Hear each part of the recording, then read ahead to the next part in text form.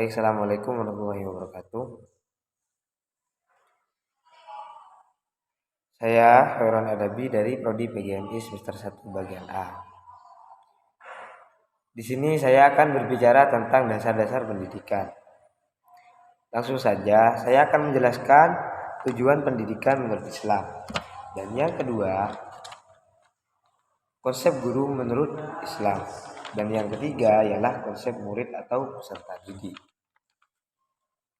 Baik, langsung saja saya akan menjelaskan urutan yang satu ialah tujuan pendidikan menurut Islam. Tujuan pendidikan dalam Al-Quran adalah untuk pribadi muslim seutuhnya, mengembangkan seluruh potensi manusia baik berbentuk jasmaniah maupun rohaniah, menumbuh suburkan hubungan harmonis setiap pribadi dengan Allah, dan menjalin komunikasi yang baik dengan sesama manusia. Di dalam Quran surah Al-Kahfi ayat 66 menjelaskan, A'udzubillahi minasyaitonirrajim, bismillahirrahmanirrahim. Qala lahu Musa, hal attabi'uka ala an tu'allimina mimma ullimat rusyida. Yang artinya ialah Musa berkata kepada Khidir, bolehkah aku mengikutimu supaya kamu mengerjakan kepadaku ilmu yang benar di antaramu, ilmu-ilmu yang telah diajarkan kepada anak-anakmu?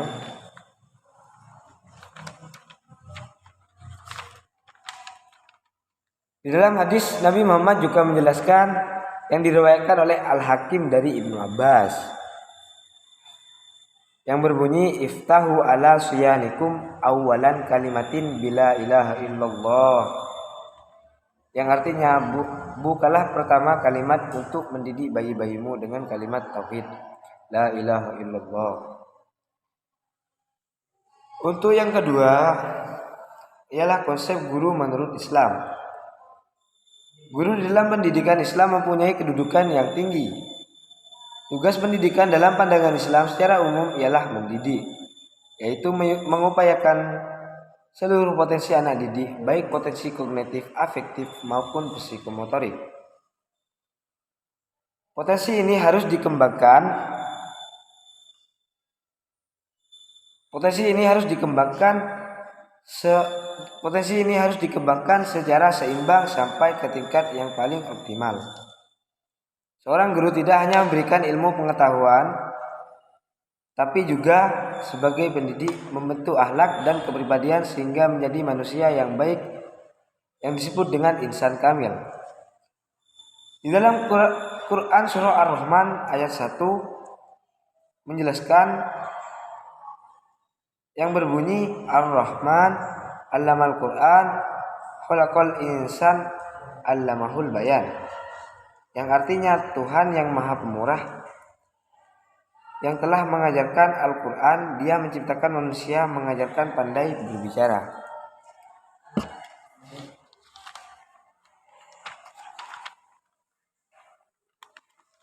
Konsep guru menurut para ahli, menurut Kiai Hajar Dewantara dalam Uyasadullah yang dikutip dari Ahmadi dan Ubayati, bahwasanya mendidik adalah menutup segala kekuatan kodrat yang ada pada anak-anak agar mereka sebagai manusia dan sebagai anggota masyarakat dapat mencapai keselamatan dan kebahagiaan yang setinggi-tingginya. Ketiga ialah konsep murid atau peserta didik. Sifat-sifat dan kode etika peserta didik merupakan kewajiban yang harus dilaksanakan dalam proses belajar mengajar, baik secara langsung maupun tidak langsung. Al-Ghazali yang dikutip oleh Fatihah Hasan Sulaiman merumuskan pokok-pokok pada etika peserta didik, yaitu 1. Belajar dengan niat ibadah dengan rakaat taqarrub kepada Allah Subhanahu wa taala, sehingga dalam kehidupan sehari-hari peserta didik dituntut untuk mensucikan dirinya atau mensucikan jiwanya dari akhlak yang rendah dan watak yang tercela,